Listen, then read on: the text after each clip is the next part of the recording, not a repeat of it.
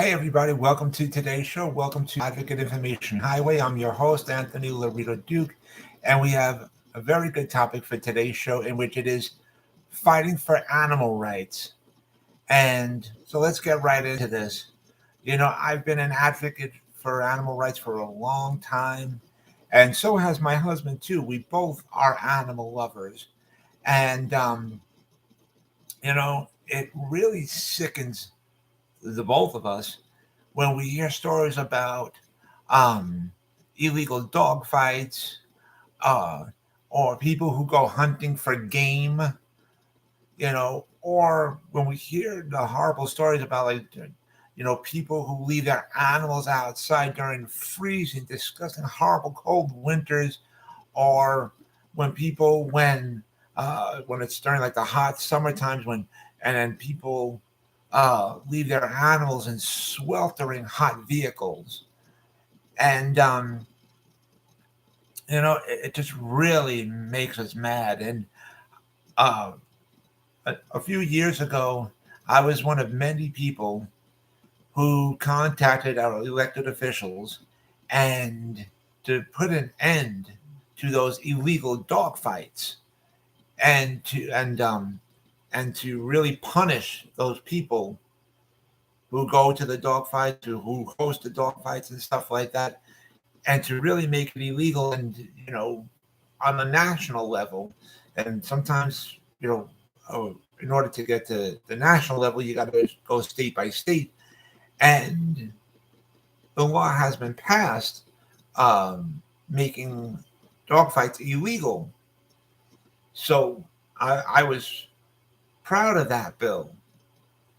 And people um, who hold illegal dog fights and stuff like that, they get huge fines and or put in prison. And that's where they belong. That's where they belong. You know, to be quite honest. And we really need to put an end to hunting for game. It's like you see these disgusting people, and many of them are filthy rich people. They go to these other countries just to hunt innocent animals just for game. And then you see them taking pictures and them standing on top of the dead animal or next to the dead animal or holding the animal. And they're saying, we did this, and this is our trophies and stuff like that. And that's disgustingly horrible, and it needs to be made illegal, especially on a national level. Honestly, and those people that go hunting for game need to be put in prison as well. Because hunting down innocent animals is not a game. It's not a game, ladies and gentlemen. Playing tic-tac-toe, that's a game. You want to play a game? Go to an arcade.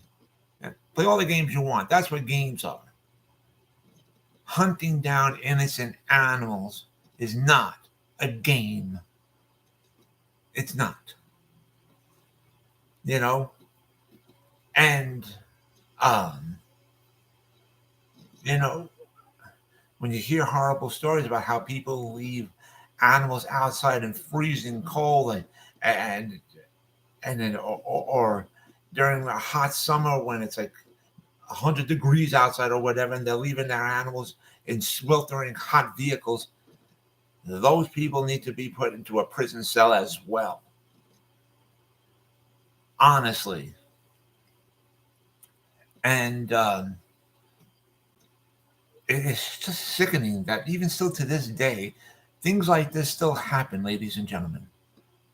Honestly. And it's got to stop. It's got to stop. It's like I said, hunting innocent animals is not a game. There's a difference between survival versus hunting for game. Honestly. And these people, that they were not hunting for survival. Many of them just wanted the animals' heads on as a plaque to put on the wall or something, or as a trophy or whatever. And that's disgusting. That's disgusting. You know, um, when I see filthy rich people wearing these big expensive fur coats, it makes me sick to my stomach. And these people, they don't care about animals. They don't care about animals at all. And they just want to show off fancy coats and everything. And just, no, no, that's not right at all. You didn't hunt for survival. You just wanted to spend your money and show off a fur coat to your uh, filthy rich family and your filthy rich friends. And an innocent animal died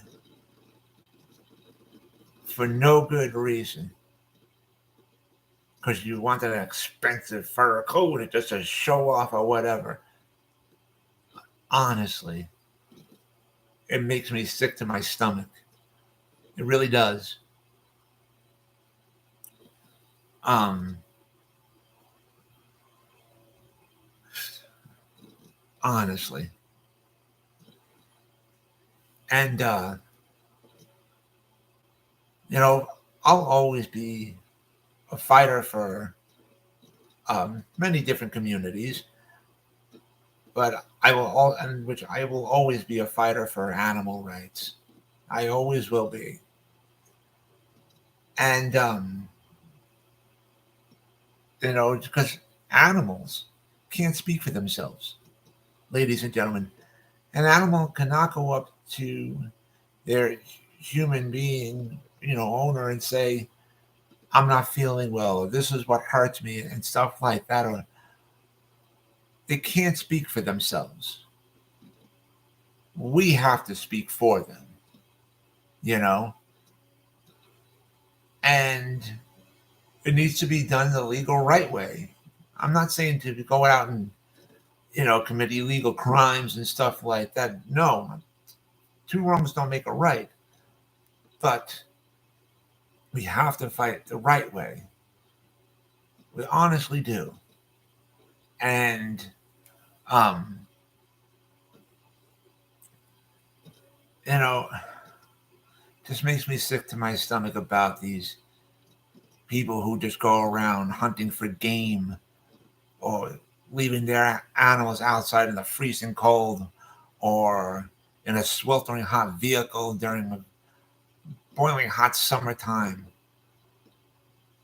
These people need to be put into a prison cell and caged up like the animals that they are.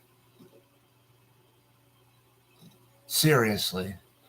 And you know something? And I'm sure you guys seen it in prior episodes. And my husband and I, we have a cat, and we, even though he can be a pain in the butt at times, we truly love him. We honestly do. And as a matter of fact, he's a part of our family. He's a part of our family so much that we actually call him our son. That's how much we love him.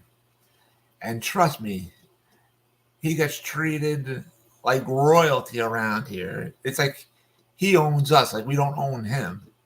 You know, he's got the ruling of the whole place. He's got a tremendous amount of food and toys, and oh my God, he's living better than me and my husband actually. And that's how much we love him. And animals will love you back.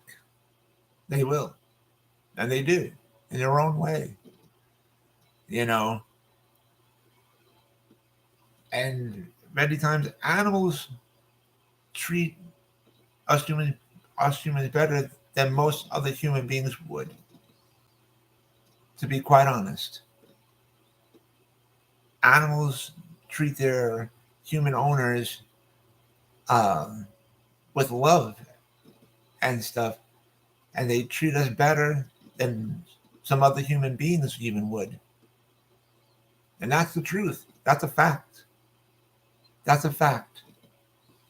Animals will be by your side and they won't abandon you.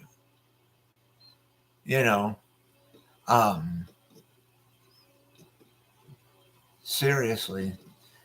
And so, and that's why sometimes, like, you'll see our cat, like when I'm hosting my shows like this, sometimes you'll see the cat like jump onto the bed or whatever, or you may hear him meow on the side or something like that.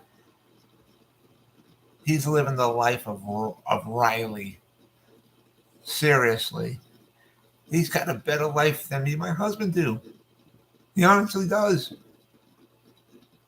And, but anyways, uh, like I said, I will always be an advocate and help fight for the rights of many different communities, but especially including animals, since they can't speak for themselves.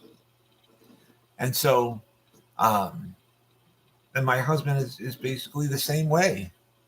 You know, we're we love animals. We always have, pretty much all of our lives.